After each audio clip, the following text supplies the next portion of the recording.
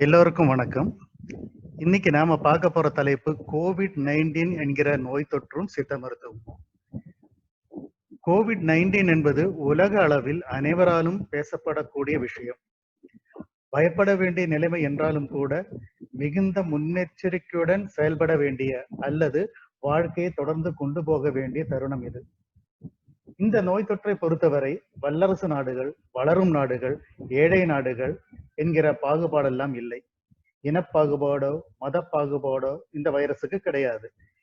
இந்த வைரஸை பொறுத்தவரை பேண்டமிக் என சொல்லக்கூடிய உலகளாவிய பரவல் என்றாலும் கூட விதியை மதியால் வெல்லுவது போல நோயை பற்றி மிகுதியாக தெரிந்து கொள்வதன் மூலமும் தகுந்த முன்னெச்சரிக்கையோடும் தற்காப்பாடும் செயல்படுவதன் மூலமும் நோய் எதிர்ப்பு சக்தியை பெருக்கிக் கொள்வதன் மூலமும் சமூக அக்கறையை மனதில் கொள்வதன் மூலமும் சுகாதார நிறுவனமும் அல்லது அரசாங்கமும் சொல்லக்கூடிய வழிகாட்டுதலை பின்பற்றி நடப்பதன் மூலமும் மிக எளிதாக வென்றுவிடலாம். பொருளாதார பின்னடைவை நோக்கி உலக நாடுகள் செல்லும் என்பது உண்மைதான். என்றாலும் நாம் எத்தனையோ கொள்ளை நோய்களை கடந்து வந்திருக்கிறோம். அதுபோல நண்பர்களே, இதுவும் கடந்து போகும். நாம் இந்த தொற்றிலிருந்து பாதுகாத்துக் கொள்வது எப்படி? குடும்பத்தினரை பாதுகாத்துக் கொள்வது எப்படி? கிளஸ்டர் என்கிற பாதிப்பு நடக்காமல் இருக்க என்ன செய்வது? கம்யூனிட்டி டிரான்ஸ்மிஷன் என்கிற சமூக பரவல் உண்டாகாமல் தடுப்பது எப்படி? இந்த கேள்விகளுக்கான விடை என்னவென்று தெரிந்து கொண்டாலே போதும்.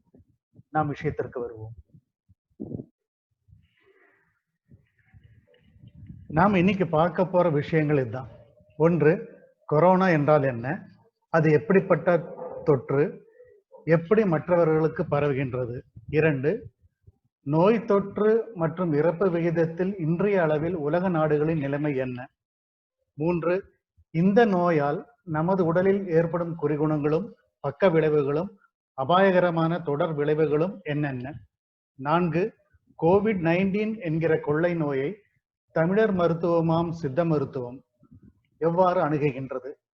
5, இந்த நோயை வெல்ல இந்த நோயிலிருந்தும் தற்காத்துக் கொள்ள சித்த மருத்துவம் பரிந்துரைக்கும் மருந்துகளும் வழிகாட்டுதலும் என்னென்ன? 6, எவ்வாறு சித்த மருத்துவத்தின் மூலம் நோய் எதிர்ப்பு சக்தியை பெருக்கிக் கொள்வது? 7, இந்த கோவிட் காலத்தில் நமது ஆயுஷ் செக்டாரில் என்னென்ன நிகழ்வுகள் நடந்தேறியது, என்னென்ன நிகழ்வுகள் நடந்து கொண்டிருக்கின்றது? 8, கொரோனா நோய் தொற்றிலிருந்து தற்காத்துக் கொள்ள பொதுவாக நாம் மேற்கொள்ள வேண்டிய நடவடிக்கைகள் தான் என்னென்ன? இதை பற்றி தான் நாம் இன்னைக்கு பார்க்க போறோம். நம்ம இந்த ஸ்லைட்ல பார்க்க போறது கொரோனா வைரஸ் பத்தி. இந்த நோய் தொற்று தொடங்கியதே சைனாவில் இருந்துதான். அதாவது சைனா நாட்டில் உள்ள வூஹான் ப்ராவின்ஸ் சொல்லுவாங்க. அந்த இடத்துல இருந்துதான் உலக நாடுகளிடையே இந்த நோயானது பரவியது. இந்த கொரோனா நோய் தொற்று பற்றி முதலாக உலக நாடுகள் தெரிந்து கொள்வதே கடந்த ஆண்டு டிசம்பர் மாதம் தான்.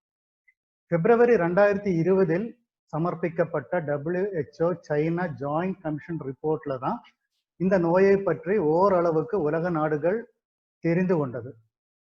சைனாவிலிருந்து புறப்பட்ட இந்த கொள்ளை நோயானது இன்றைக்கு உலக அளவில் 216 நாடுகளில் பரவி இருக்கின்றது. இந்த கொரோனா நோய் தொற்று என்பது ஒரு புது வியாதியா? இதுக்கு முன்னாடி கொரோனா நோய் வந்ததே இல்லையா அப்படின்னு பல கேள்விகள் எழுகின்றது. இதற்கு முன்னாலும் கொரோனா நோய் தொற்று என்கிற ஒன்று இருந்திருக்கிறது. நம்ம இந்த வைரல் இன்ஃப்ளூயன்ஸா அப்படின்னு சொல்லுவோம் இல்ல, அதாவது சாதாரண சளி காய்ச்சல், அதுக்கு காரணமும் இந்த கொரோனா வைரஸ் தான். அதுக்கு பல காரணங்கள் இருக்கின்றது, பட் இருந்தாலும் அதுல ஒரு காரணம் இந்த கொரோனா வைரஸ். அதே மாதிரி நீங்க மெர்ஸ் சார்ஸ் பத்தி கேள்விப்பட்டிருப்பீங்க. மெர்ஸ் அப்படிங்கிறது Middle East respiratory syndrome. SARS அப்படிங்கிறது சிவியர் அக்யூட் ரெஸ்பிரேட்டரி சிண்ட்ரோம். இந்த அதிபயங்கரமான இந்த நோய்களுக்கு காரணமும் கொரோனா வைரஸ் தான். இந்த கோவிட்-19 உண்டாக்கக்கூடிய கொரோனா வைரஸுக்கும் நான் முன்னர் சொன்ன கொரோனா வைரஸ்களுக்கும் எல்லாமே ஒரே குடும்பத்தை சார்ந்தது என்றாலும் அதனுடைய உருவ அமைப்பிலும் செயல்பாட்டிலும் சின்ன வித்தியாசம் இருக்கின்றது. அதனாலதான் இந்த கோவிட்-19 உண்டாக்கக்கூடிய வைரஸ் நம்ம சார்ஸ் கொரோனா வைரஸ் டைப் 2 அப்படின்னு சொல்றோம். அது வைரஸ்ல பல வகைகள் உண்டு. DNA virus, RNA virus. ரொம்ப முக்கியமா சொல்ல போனா டிஎன்ஏ வைரஸ், ஆர்என்ஏ வைரஸ்.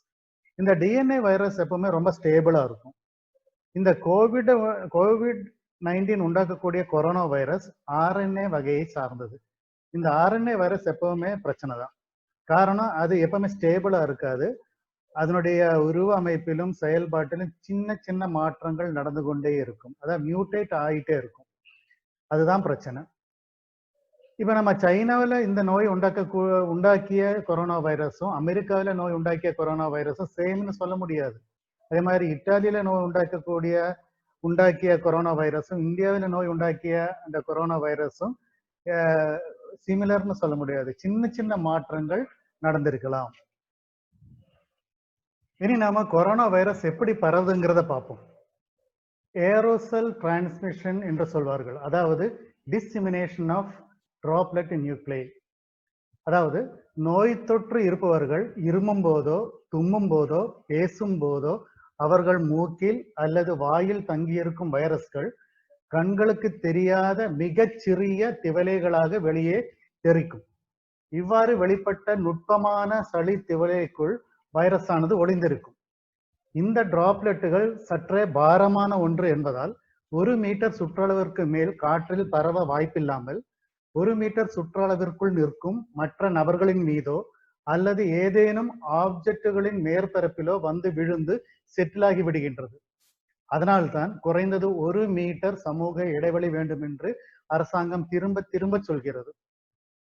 அப்படி வெளியே தெரித்து விழும் டிராப்லெட் ஆனது மேசையின் மீதோ நாற்காலியின் மீதோ பேனாவின் மீதோ கார் ஸ்டியரிங்கின் மீதோ லிப்டின் பட்டன் மீதோ கதவுகளின் கைப்பிடியின் மீதோ செய்தித்தாள்கள் மீதோ ஏடிஎம் மிஷின் மீதோ கைபேசியின் மீதோ இப்படி நம்மை சுற்றி இருக்கின்ற ஆப்ஜெக்ட் அல்லது சர்ஃபேஸில் விழுந்து செட்டில் ஆகி விடுகின்றது.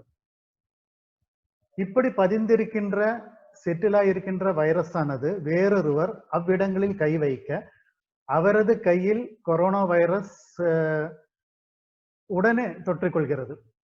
பிறகு அதே நபர் தனது கையை மூக்கிலோ கண்ணிலோ வாயிலோ வைக்க அந்த வைரஸ் ஆனது மிக எளிதில் அவருடைய உடலுக்குள் புகுந்து விடுகின்றது. அதற்காகத்தான் இடையிடையே ஆல்கஹால் பேஸ்டு சானிடைசர் உபயோகித்து கை கழுவ வேண்டும் என்று அரசாங்கம் வலியுறுத்துகிறது. இன்னொரு விஷயத்தை நான் பதிவிட விரும்புகிறேன். இது வேர்ல்டு ஹெல்த் ஆர்கனைசேஷன், உலக சுகாதார நிறுவனம் சொன்ன ஒரு விஷயம். பிளாஸ்டிக் அல்லது ஸ்டெயின்லெஸ் ஸ்டீல் மேற்பரப்பில் விழும் வைரஸ் ஆனது 72 மணி நேரம் வரை சாகாமல் இருக்குமா. அதே வைரஸ் கார்ட்போர்டில் வந்து பதியும் பொழுது அதனுடைய ஆயுட்காலம் 24 மணி நேரமாக குறைகிறது. அதுவே காப்பர் மீதானால் அதற்கு ஆயுட்காலம் 4 மணி நேரம் தான். அதற்காகத்தான் நம் முன்னோர்கள் தாமிர குவளையில் தண்ணீர் அருந்த சொல்லியிருக்கின்றார்கள். மிக முக்கியமாக நம்ம சொல்ல போனா, நோயால் பாதிக்கப்பட்டவர்கள் இருமும் போதோ தும்மும் போதோ மிக அருகில் நாம் நிற்போமேயானால், அதாவது 1 மீட்டர் சுற்றளவிற்குள் நாம் நிற்போமேயானால் அந்த வைரஸ் அடங்கிய அந்த சளி திவலைகளானது நம் மீது தெறிக்க நமக்கு உடனே அந்த நோய் தொற்றிக்கொள்கிறது. ஆக மோட் ஆஃப் டிரான்ஸ்மிஷன் என்று சொல்ல போனால் அது ஹியூமன் டு ஹியூமன் தான். ஆனால் தற்போது வருகின்ற செய்திகள் மிகுந்த அச்சத்தை உண்டாக்குகின்றது. காரணம், அது காற்றின் மூலமாக பரவுகிறது என்று ஒரு சாரார் சொல்கின்றனர். அது மட்டுமல்லாமல் ஒரு 10 நாட்களுக்கு முன்பு குஜராத்தில் நடந்த ஒரு ஆய்வில், அதாவது குஜராத் ஐஐடி என்ற நிறுவனம் செய்த ஆய்வில் சாக்கடையில் உள்ள மலின நீரில் கொரோனா வைரஸ் இருப்பதாக கண்டுபிடித்திருக்கிறார்கள். இதெல்லாம் நமக்கு மிக அச்சத்தை உண்டாக்குகின்றது.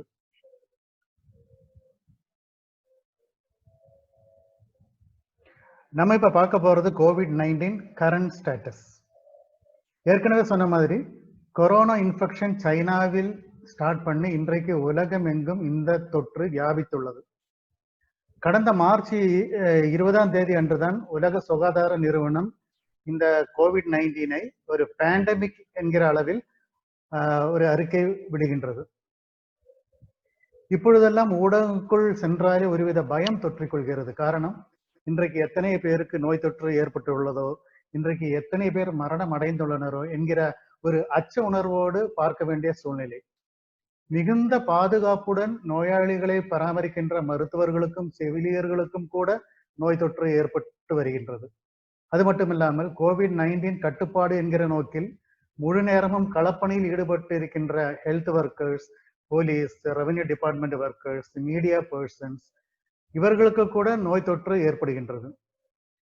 கொரோனா பாசிட்டிவ் கேசஸ் எண்ணிக்கை அடிப்படையில் நமது இந்திய நாடு 3வது இடத்தில் இருக்கிறது தற்போது.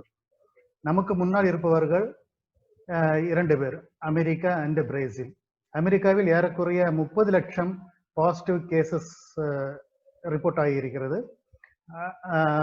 பிரேசிலில் ஏறக்குறைய 17 லட்சம் பாசிட்டிவ் கேசஸ். இந்தியாவில் ஏறக்குறைய 8 லட்சம் பாசிட்டிவ் கேசஸ். நமது நாட்டு மொத்த மக்கள் தொகை கம்பேர் பண்ணும்போது இந்த எண்ணிக்கை என்பது மிக மிக குறைவே. அதற்கு காரணம் இந்திய அரசாங்கமும் அந்தந்த மாநில அரசாங்கமும் எடுத்து வருகின்ற மிகச் சரியான முன்னெச்சரிக்கை மற்றும் பராமரிப்பு நடவடிக்கைகள் தான்.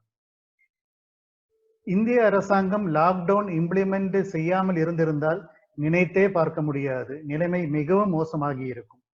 மார்ச் 25 தொடங்கிய லாக்டவுன் 1.0 பிறகு லாக்டவுன் 2.0 என்று மே 7 வரை நீட்டிக்கப்பட்டது. பிறகு லாக்டவுன் 3.0 என மே 17 வரையிலும், பிறகு லாக்டவுன் 4.0 என மே 31 வரையிலும் நீட்டிக்கப்பட்டது. இந்த இடைவெளியில் நோய் குறித்த விழிப்புணர்விலும் மனதளவிலும் மருத்துவ தொழில்நுட்ப அளவிலும் எதையும் சந்திக்க நாம் தயாராகிவிட்டோம். நாம் இப்பொழுது இருப்பது அன்லாக் 2.0 என்கிற ஸ்டேஜில்.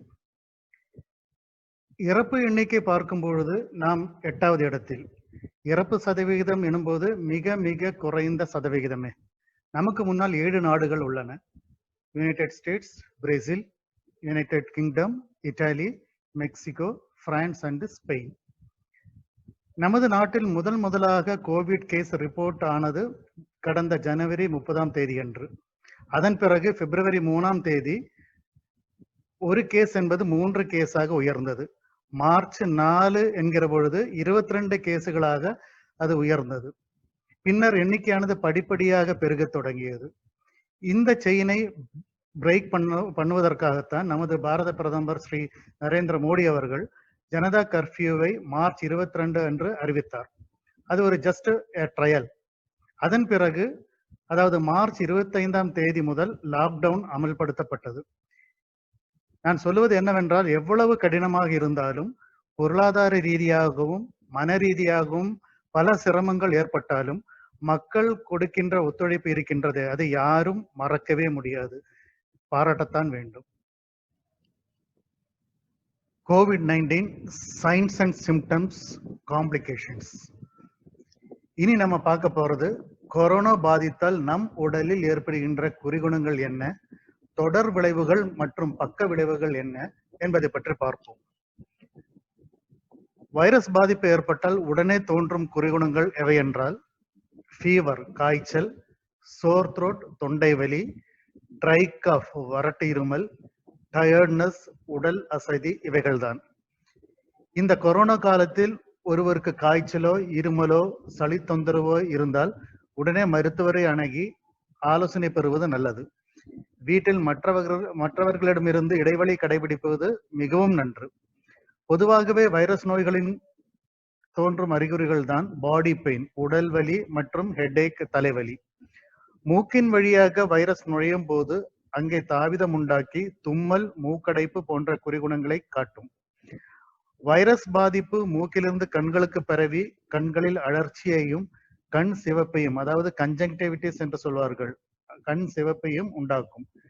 கண்களில் இருந்து நீரும் பீழையும் வரலாம். உணவு பாதையில் நோய் தொற்று பெறும் போது நோயாளிகளுக்கு டயேரியா என்கிற வயிற்று கழிச்சல் வரலாம். சிலருக்கு சுவை என்பதே தெரியாமல் போய்விடும். இதனை டிஸ்கசியா என்பார்கள். அது மட்டும் இல்லாமல் மனம் கூட தெரியாமல் போய்விடும். இதனை பேராஸ்மியா அல்லது அனாஸ்மியா என்பார்கள். சிலருக்கு தோலில் சிவப்பு நிற ரேஷஸ் உண்டாகக்கூடிய வாய்ப்புண்டு. இவையெல்லாம் நோய் பாதித்த உடனே தோன்றும் அறிகுறிகளாகும். சிலருக்கு நோய் தொற்று ஏற்பட்டிருக்கும், ஆனால் குறிகுணங்கள் உண்டாகாமல் ஏசிம்டமேட்டிக்காக இருப்பார்கள். குறிகுணங்கள் தோன்றுவது என்பது ஒருவருடைய நோய் எதிர்ப்பு சக்தியை பொறுத்தது. நோய் எதிர்ப்பு சக்தி குறைந்தவர்களை மிகவும் எளிதில் தாக்கி குறிகுணங்களை உண்டாக்கி விடுகின்றது. இது முதல் ஸ்டேஜ் என்று கூறலாம். பின்னர் நோயானது அதிகமாக நோயாளிக்கு மூச்சு விடுவது சிரமமாகிவிடும். கோழையானது நுரையீரலில் சேரத் தொடங்கிவிடும். மார்பினை இறுக்கி பிடிப்பது போன்ற உணர்வு அவர்களுக்கு ஏற்படும். பேசுவது கூட சிரமமாக இருக்கும். இதனைத் தொடர்ந்து காய்ச்சல் அதிகமாகி நிமோனியா என்கிற பாதிப்பினை உண்டாக்கிவிடும். நிமோனியா என்பது பின்னர் மைல்ட், மாடரேட், சிவியர் என்கிற படிகளை தாண்டி ரெஸ்பிரேட்டரி ஃபெயிலியர், செப்டிக் ஷாக் அல்லது மல்டி ஆர்கன் ஃபெயிலியர் என்கிற கிரிட்டிக்கல் ஸ்டேஜை அடைவார்கள். இதுதான் உயிரிழப்பிற்கு காரணம். சில மருத்துவ அறிஞர்கள் கூறுகிறார்கள், நோய் இழப்பிற்கு காரணம் நிமோனியா மட்டுமல்ல, இரத்த குழல்களில் உண்டாகின்ற இரத்த உறைதலும் ஒரு காரணம் என சொல்லுகிறார்கள். யாருக்கெல்லாம் காம்ப்ளிகேஷன்ஸ் உண்டாகும் என்றால், குறிப்பாக 60 வயதை கடந்தவர்களுக்கு, இவர்களை ஹை ரிஸ்க் குரூப் என்பார்கள். இவர்களுக்கு கோமார்பிட் கண்டிஷன்ஸ் என்று சொல்லப்படுகின்ற டயபெட்டிஸ், ஹைப்பர் டென்ஷன், நாள்பட்ட நுரையீரல், சிறுநீரக மற்றும் இருதய நோய்கள், கேன்சர் என்று ஏதாவது இருப்பின் சொல்லவே தேவையில்லை. மிக எளிதாக பாதிப்பிற்கு உள்ளாவார்கள். இவர்களை போன்றவர்களுக்கு ரிவர்ஸ் குவாரண்டைன் மிகவும் தேவைப்படுகிறது, அவசியமாகிறது. சிறுவர்களை பாதிப்பது என்பது அவ்வளவாக ரிப்போர்ட் ஆகவில்லை. இருப்பினும் சிறுவர்களும் கர்ப்பிணி பெண்களும் எச்சரிக்கையுடன் இருப்பது மிகவும் நல்லது. அடுத்து நம்ம பார்க்க போறது Wuhan study reports on COVID-19. நான் ஏற்கனவே WHO China joint commission report பற்றி சொல்லியிருந்தேன். அதில் அவர்கள் சொன்ன புள்ளி விவரங்களை பார்க்கும்போது சில விஷயங்கள் நமக்கு தெளிவாக புரிகின்றது. அது 55,924 நோயாளிகளின் விவரங்களின் அடிப்படையில் தொகுக்கப்பட்ட ஒரு டேட்டாவாகும். அவர்கள் கூறியிருப்பது, பாதிக்கப்பட்ட நோயாளிகளில் 80% மைல்டு டு மாடரேட் என்கிற அளவில் நோய்க்கு உள்ளானார்கள் என்றும் 13.8% நோயாளிகளுக்கு சிவியர் நிமோனியா ஏற்பட்டதாகவும் 16.1% அபாய நிலை, அதாவது கிரிட்டிக்கல் ஸ்டேஜ் ஆஃப் டிசீஸிற்கு ஆளானார்கள் என்றும் புள்ளி விவரங்களை பட்டியலிட்டு சொல்கிறார்கள். நோய் தொற்று ஏற்பட்டு விட்டால் நோயாளிகள் மைல்டு, மாடரேட், சிவியர் நிமோனியா என்கிற நிலைகளை கடந்து செல்கிறார்கள் என்று வரையறுத்து சொல்லுகிறார்கள். ஆரம்பத்திலேயே தக்க மருத்துவம் மேற்கொண்டால், அதாவது இன்ஸ்டிடியூஷனல் குவாரண்டைனில் மருத்துவம் மேற்கொண்டால் எளிதாக குணமடைந்து விடலாம். நோயாளிகளில் ஒரு சிலர் தான் கிரிட்டிக்கல் ஸ்டேஜ் என்கிற நிலைக்கு ஆளாகிறார்கள். இவர்களுக்கு வென்டிலேட்டர் உள்பட அனைத்து தீவிர சிகிச்சைகளும் தேவைப்படுகின்றது. அடுத்து நம்ம பார்க்க போறது how Siddha system views novel corona viral infection COVID-19, அதாவது கொரோனா நோயை சித்த மருத்துவம் எவ்வாறு பார்க்கிறது என்பதுதான். குறிகுணங்களின் அடிப்படையில் கொரோனா நோயை கபஜுரமாகத்தான் சித்த மருத்துவம் பார்க்கிறது. கபஜுரம். இந்த ஸ்லைடில் நாம் ஏற்கனவே பார்த்த நவீன மருத்துவம் கூறும் குறிகுணங்களை வலது ஓரத்தில் பட்டியலிட்டு இருக்கின்றேன் ரெஃபரன்ஸிற்காக. சித்தர்கள் கபஜுரம் என்கிற தலைப்பில் என்னென்ன குறிகுணங்கள் சொல்லி இருக்கிறார்கள் என பார்ப்போம். 3 லிட்டரரி எவிடன்ஸ்களை இங்கே நான் முன்வைக்கின்றேன். சித்தர் தேரன் எழுதிய தேரையர் கரிசில், யோகிமுனி சித்தர் எழுதிய யோகி வைத்திய சிந்தாமணி மற்றும் சுரவாகட நூல். கபஜுரம் என்பது சித்தர் கூறிய 96 வகையான சுரங்களில் ஒன்று என்பதை நாம் கவனத்தில் கொள்ள வேண்டும். ஒன்றொன்றாக பார்ப்போம். முதலில் தேரன் கரிசல். முதல் 4 வரிகள் மிக முக்கியமானதாகும். அப்படியே வலது பக்கத்தில் கொடுக்கப்பட்டுள்ள நவீன மருத்துவம் கூறும் குறிகுணங்களோடு கம்பேர் செய்து கொள்ளுங்கள். முதல் வரி, 1000 நயனன் மெய்யானையின் நிறமே. இந்திரனின் யானை நிறம் உங்களுக்கு எல்லாருக்கும் தெரியும், அது வெண்மை நிறம். இப்ப வெண்மை நிறம், அதனுடைய பொருள் என்னவென்றால், the patient will become anaemic or pale. இரண்டாவது வரியில் சொல்வது, இருமலுடன் உழைவு அசதியுமாகும். இருமல் காஃப், உழைவு பாடி பெயின், அசதி டயர்ட்னஸ். மூன்றாவது வரி, வாய் உளறல், slurred speech or difficulty in speech. நான்காவது வரியில் தேரன் சொல்கிறார், மேர் சுவாசம் தாகம், மேர் சுவாசம், difficulty in breathing or shortness of breath. இனி யோகி வைத்திய சிந்தாமணியில் யோகி முனிவர் என்ன சொல்கிறார் என்பதை பார்ப்போம். இரண்டாவது வரியை பாருங்கள். சாற்றிடவே நாக்கு முகம் வெளுத்து காணும். தேரன் கூறியது போல யூகியும் சொல்கின்றார், இந்த நோயாளிக்கு உடல் வெளுக்கும் என்று. தென் மார்பு, மூன்றாவது வரியில் மார்பு நோதல், இருமல், இளைப்பு. மார்பு நோதல், tightness of chest or chest discomfort. இளைப்பு, ஷார்ட்னஸ் ஆஃப் பிரீத். இருமல், காஃப். நான்காவது வரி மிக மிக முக்கியமானதாகும். ருசி இல்லை. That means loss of taste. Loss of taste, சுவை இல்லை, ருசி இல்லை. தென் ஐந்தாவது வரியில் சொல்வது மூச்சு விட்டு போகாமற்றான். டிஃபிகல்டி இன் பிரீதிங். தென் ஆறாவது வரியில் சொல்கின்றார், விக்கலோடு தாகம் காணும். விக்கல், ஹிக்கப், தாகம், தர்ஸ்ட். ஏழாவது வரியில் சொல்கின்றார், மிடறு நொந்து, தொண்டை வலி, சோர் த்ரோட். ஏறக்குறைய தேரன் சொல்வதும் யூகி முனிவர் சொல்வதும் ரெண்டும் ஒன்றுதான். இனி சுரபாகடத்தில் என்ன சொல்கின்றார் என்று பார்ப்போம். முதல் வரியில் வெய்யம் சுரந்தனில் இருமல், துறப்பு, விக்கல், இருமல், காஃப், விக்கல், ஹிக்கப், மெய் குளிர்தலுடன் வியர்வை, வெதும்பல். மெய் குளிர்தல் மீன்ஸ் சில்னஸ் ஆர் ரைகர். வெதும்பல், ஃபீவர். செய்ய முகம், கரம், பாதம். முகம், கரம், பாதம் வெளுத்து காட்டல், பேல்னஸ் ஆர் அனிமிக். ஐயடைத்து குறுகுறுத்த அதிசாரம் காணும். அதிசாரம் மீன்ஸ் டயரியா. பீழை வழியும் இருகண்ணும். பீழை வழிதல் means some discharge from the eyes. That is due to conjunctivitis.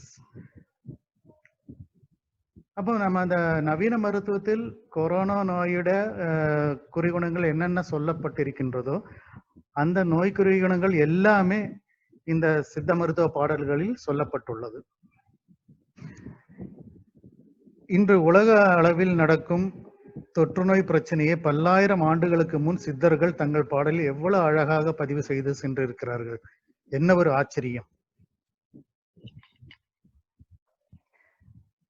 இது போன ஸ்லைடின் தொடர்ச்சி தான். எவ்வாறு நவீன மருத்துவத்தில் கொரோனா நோயின் வெவ்வேறு நிலைகள் பற்றி, அதாவது டிஃப்ரெண்ட் ஸ்டேஜஸ் பற்றி கூறியிருக்கின்றார்களோ, அதாவது mild, moderate, severe stage of the disease என்று, அதுபோலவே சித்த மருத்துவ அடிப்படையிலும் இந்நோயை 3 நிலைகளாக சொல்லலாம். கபசுரமாக ஆரம்பிக்கும் இந்த நோயானது பிறகு கபவாத சுரமாக மாறுகின்றது. பின்னர் நோய் முற்றி சன்னி என்கிற கிரிட்டிக்கல் ஸ்டேஜை அடைகிறார்கள். அதைத்தான் சித்தன் தேரன் மாறாத சன்னி என குறிப்பிடுகிறார். பாடல் வரிகளை பார்ப்போம். நான் ஏற்கனவே சொல்லியிருக்கின்றேன், 2வது ஸ்டேஜ் என்பது கபவாத சுரம் என்கின்ற ஒரு ஸ்டேஜ். அதில் மிக முக்கியமாக குறிப்பிடுகிறார், பொருந்து குளிர் அற்பமதாய் வெதும்பி காயும். குளிர் காய்ச்சல். சொல்லியே தேய்வுடன் மூச்சு கோழை பொங்கும். மூச்சு விடுவதில் சிரமம். கோழை பொங்குதல், அதாவது மிகுதியான சளி வெளிப்படுதல். இது கபவாத சுரத்தில் காணப்படுகின்ற மிக முக்கியமான குறிகுணங்களாகும். அடுத்ததாக கிரிட்டிக்கல் ஸ்டேஜ் பற்றி பார்ப்போம். அதாவது கபவாதம் சுரத்திலிருந்து சன்னி நோய் என்கிற ஒரு நிலைக்கு மாறுவது. அதில் மிக தெளிவாக சித்தன் தேரன் சொல்லியிருக்கிறார், ஆறாத சுரம் சடி மாறாத சன்னி. மாறாத சன்னி, இந்நோயானது சன்னியில் போய் முடியும் என்றுதான் சொல்கிறார். இப்போ உங்களுக்கு இப்பொழுது நன்றாக புரிந்திருக்கும் என்று நான் நினைக்கின்றேன்.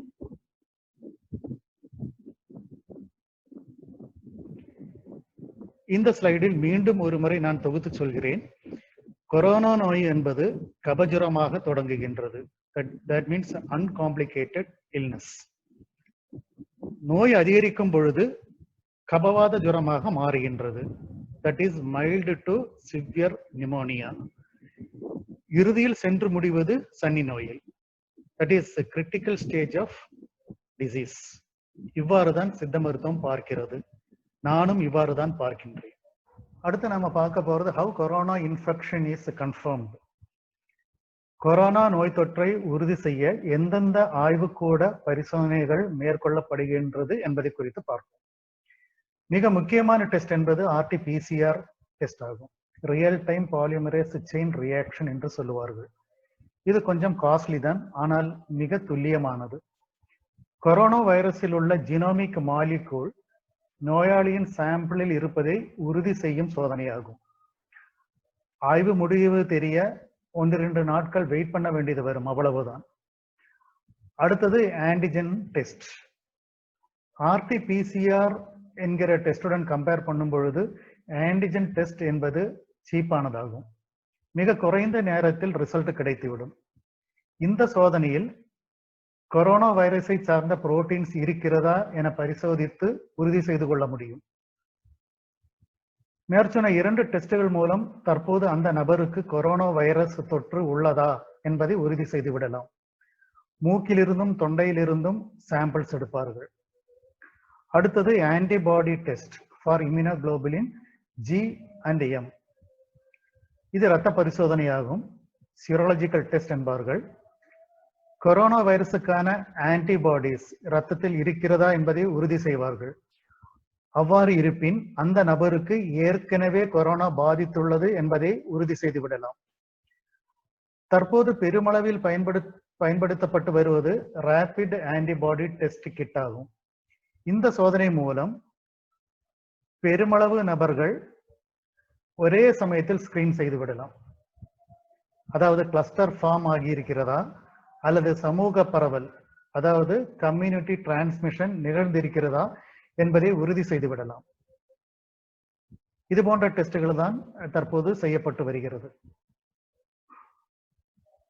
அடுத்து நம்ம பார்க்க போறது கொரோனா நோய் பாதிக்கப்பட்டால் என்னென்ன சித்த மருந்துகள் கொடுக்கலாம் என்பதை பற்றித்தான்.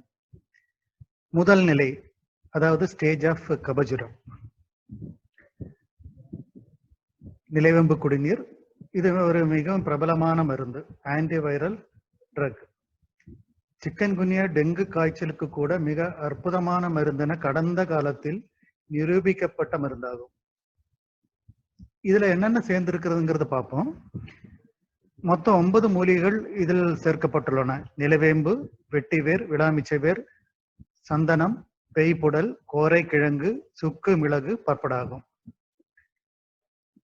இந்த நிலவேம்பு குடிநீரில் நிறைய ஆய்வுகள் மேற்கொள்ளப்பட்டுள்ளன கடந்த காலத்தில். நிலவேம்பு குடிநீருக்கு பிராட் ஸ்பெக்ட்ரம் ஆன்டிவைரல் ப்ராப்பர்ட்டி இருப்பதாகவும் இம்யூனோ மாடுலேட்டிங் எஃபெக்ட், அதாவது நோய் எதிர்ப்பு சக்தியை பெருக்கக்கூடிய வல்லமை உள்ளதாகவும் கண்டுபிடிக்கப்பட்டுள்ளது. அடுத்தது கபஜுர குடிநீர். இதில் 15 மூலிகைகள் கலந்துள்ளன. சுக்கு, திப்பிலி, லவங்கம், சிறுகாஞ்சுரி, அக்ரகாரம், முள்ளிவேர், கடுக்காய், ஆடாதோடை, கற்பூரவள்ளி, கோஷ்டம், சீந்தில், சிறுதேக்கு, நிலவேம்பு சமூலம், வட்டத்திருப்பி, கற்பூரவள்ளி. இந்த கபஜுர குடிநீர் என்பதுதான் கபஜுரத்திற்கான நேரடியான மருந்து, அதாவது தி ட்ரக் என்று சொல்லுவோமே அதுதான். சளியும் இருமலும் கூடுதலாக இருப்பின் ஆடாதோடை மணப்பாகு நமக்கு நோயாளிகளுக்கு கொடுக்கலாம். இதில் சேர்கின்ற முக்கியமான மருந்து என்னவென்றால் ஆடாதோடை. ஆடாதோடை உங்களுக்கு எல்லாம் தெரிந்த ஒரு மருத்துவ தாவரம் தான். அதுபோல சளி இருமல் மிகவும் கூடுதலாக இருப்பின் திப்பிலி ரசாயனம் நாம் பரிந்துரைக்கலாம். திப்பிலியை குறித்து சித்தர்கள் சொல்லுவார்கள் கோழை அறுக்கி என்று. அதாவது கோழையை முற்றிலுமாக அகற்ற பயன்படும் ஒரு மருந்தாகும் திப்பிலி ரசாயனம். அதுபோல தொண்டை வலியோ அல்லது வறட்டு இருமலோ இருப்பின் அதிமதுர சூர்ணம் கொடுக்கலாம். அது மிகவும் இனிப்பான ஒரு மருந்தாகும். நிலவேம்பு குடிநீர் கபஜுர குடிநீர் போன்ற அல்ல. காரணம், நிலவேம்பும் கபஜுர குடிநீரும் கசப்பு சுவை மிகுந்தவை. நோயாளிக்கு பசி இன்மை அல்லது உணவில் வெறுப்பு போன்ற குறிகுணங்கள் இருப்பின் பஞ்ச தீபாக்னி சூர்ணம் அல்லது பஞ்ச தீபாக்னி லேகியம் கொடுக்கலாம். நோயாளிக்கு செரிமன கோளாறு அல்லது வயிற்றுப்போக்கு இருப்பின் ஓம தீநீர் அல்லது சோம்பு தீநீர் கொடுக்கலாம். நான் ஏற்கனவே சொல்லியிருக்கின்றேன், இந்த நோயில் மூக்கடைப்பு பெருமளவு நோயாளிக்கு இருப்பதாக சொல்லப்பட்டுள்ளது. அந்த மூக்கடைப்பு இருப்பின் ஆவி பிடித்தல் மிகவும் நல்லதாகும். ஆவி பிடிக்கும் போது அதில் நாம் சில மூலிகைகளை பயன்படுத்தலாம். குறிப்பாக நொச்சி இலை, துளசி இலை அல்லது கற்பூரவள்ளி இலை. சில நோயாளிகளுக்கு தலைவலி ஒரு மிக முக்கியமான பிரச்சனையாக இருக்கும். அப்படி தலைவலி இருப்பின் நீர்க்கோவை மாத்திரை அதை நாம் இழைத்து நெற்றியில் பற்றிடலாம் அல்லது தலைவலி பசை அப்ளை செய்து கொள்ளலாம்.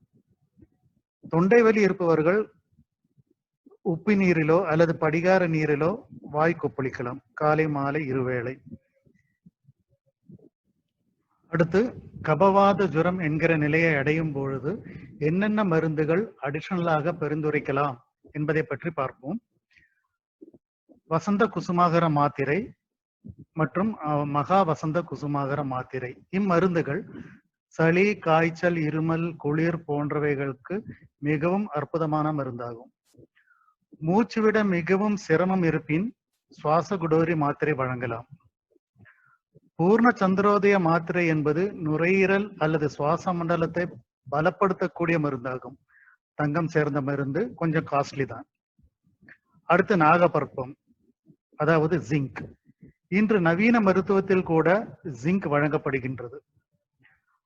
பவளபற்பம் கோழையை வெளியே கொண்டு வர பெரிதும் உதவும். வெள்ளிப்பற்பம் உடல் வன்மையை பெருக்கக்கூடிய மருந்தாகும். இவ்வாறு குறிகுணங்களுக்கு தக்கவாறு மருந்துகள் வழங்கலாம். அடுத்ததாக ஜன்னி நிலை அடையும் பொழுது என்னென்ன மருந்துகள் கொடுக்கலாம் என்பதை பற்றி பார்ப்போம். 13 வகையான ஜன்னி நோய்கள் குறித்தும் அதற்கு தகுந்த 13 வகையான பைரவ மாத்திரைகள் குறித்தும் சித்தர்கள் மிக தெளிவாக சொல்லியிருக்கிறார்கள்.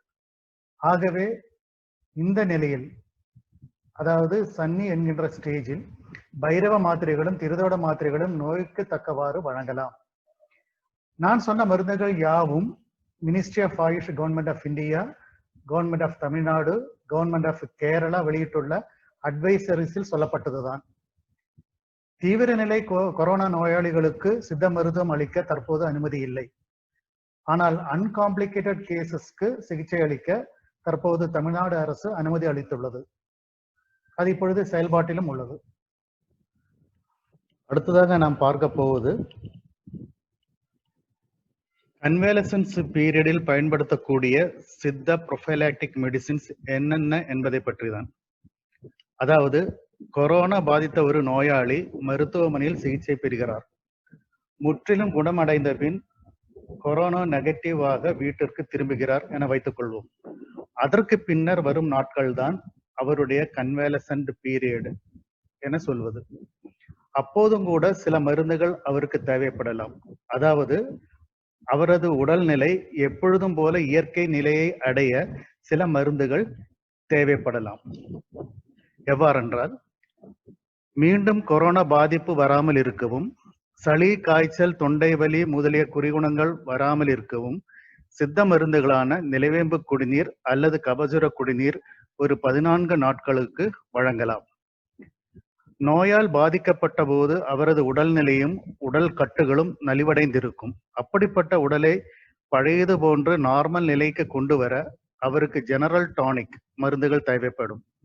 அதற்காக அமுக்ர லேகியம் என்கிற உடல் உரமாக்கும் மருந்தினை 1 மாத காலத்திற்கு கொடுக்கலாம்.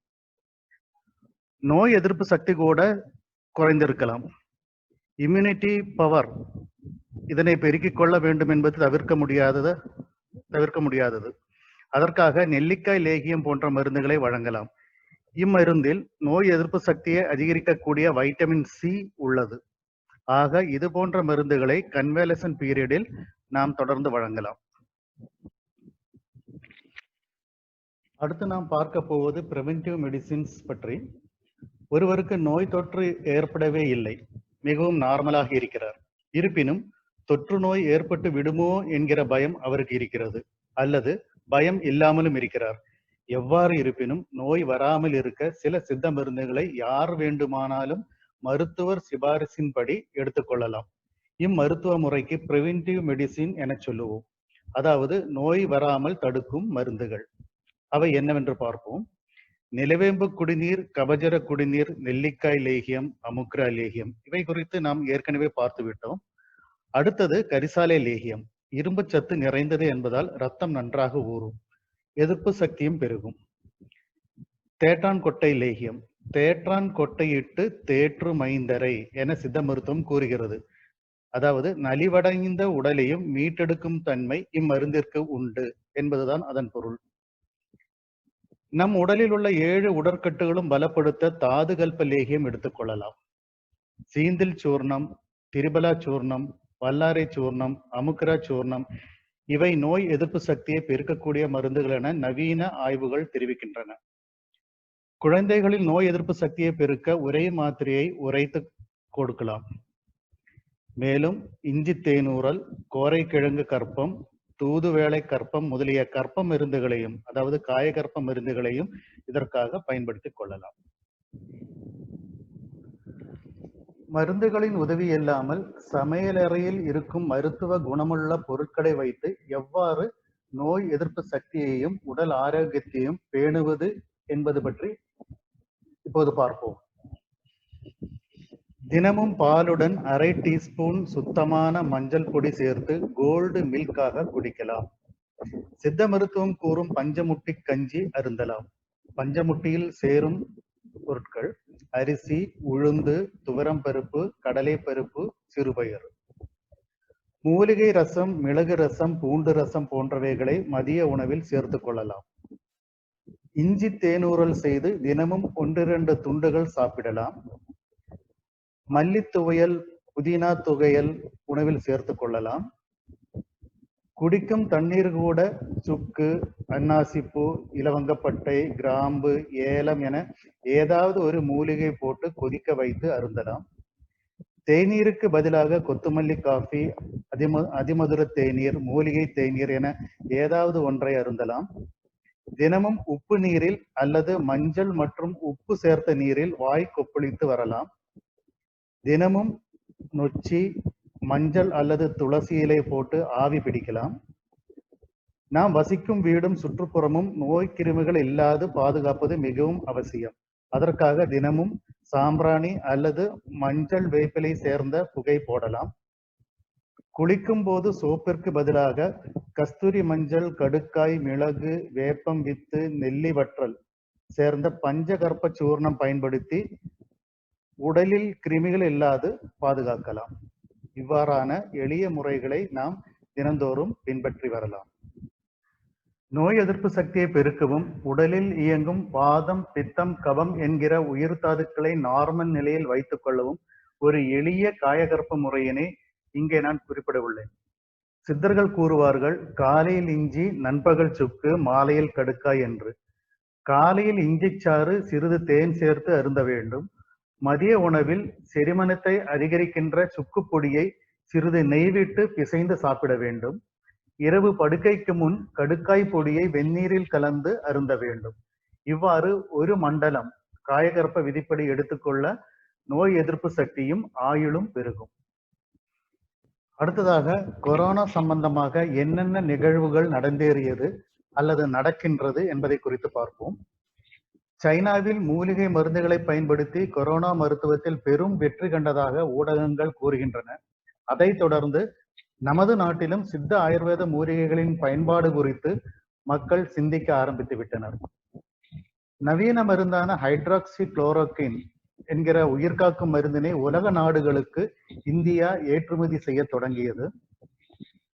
கொரோனா நோயாளியை ஆபத்தான நிலையிலிருந்து மீட்க பிளாஸ்மா தெரப்பி கொடுக்கலாம் என ரெக்கமெண்ட் செய்யப்பட்டது. நோயாளிகளிடமிருந்து சாம்பிள்ஸ் சேகரிக்கின்ற லேப் டெக்னீஷியன்ஸ் இவர்களின் பாதுகாப்பு கருதி கியோஸ்க் என்கிற சேம்பர் தயாரிக்கப்பட்டு பயன்படுத்தப்பட்டு வருகிறது. தற்போது ஹேர்ட் இம்யூனிட்டி என்கிற கான்செப்ட் குறித்து மருத்துவ அறிஞர்களும் பொதுமக்களும் சிந்திக்க தொடங்கியுள்ளனர். நோய் கிருமிகளுக்கு ஆளாகி சமூகத்தில் நோய் எதிர்ப்பு சக்தியை வளர்த்துக் கொள்வது என்பதுதான் ஹேர்ட் இம்யூனிட்டி. இதுதான் தீர்வு என்கிறார்கள். அதைத்தான் கொரோனா நோய் கிருமியோடு வாழ கற்றுக் கொள்ளுங்கள் என்கிறார்கள். நேஷனல் இன்ஸ்டிடியூட் ஆஃப் வைராலஜி அளித்த வைரஸ் ஸ்டெயினை பயன்படுத்தி Bharat biotech international limited Covid vaccine தயாரிக்கும் வேலையில் மும்முரமாக ஈடுபட்டுள்ளது. தமிழ்நாடு டாக்டர் எம்ஜிஆர் மெடிக்கல் யூனிவர்சிட்டியானது கொரோனா வைரஸில் இருக்கும் சிந்தட்டிக் பாலிபெப்டைட் என்கிற வேக்சின் கேண்டிடேட்டை கண்டுபிடித்திருக்கிறார்கள். கடந்த 6/3/2020 அன்று ministry of AYUSH government of India corona நோய்க்கு இன்னென்ன ஆயுஷ் மருந்துகள் பயன்படுத்தலாம் என்கிற அட்வைசரியை பப்ளிஷ் செய்தது. 23/4/2020 அன்று தமிழக அரசானது ஆரோக்கியம் என்ற பெயரில் என்னென்ன ஆயுஷ் மருந்துகள் பயன்படுத்திக் கொள்ளலாம் என அரசாணை பிறப்பித்தது.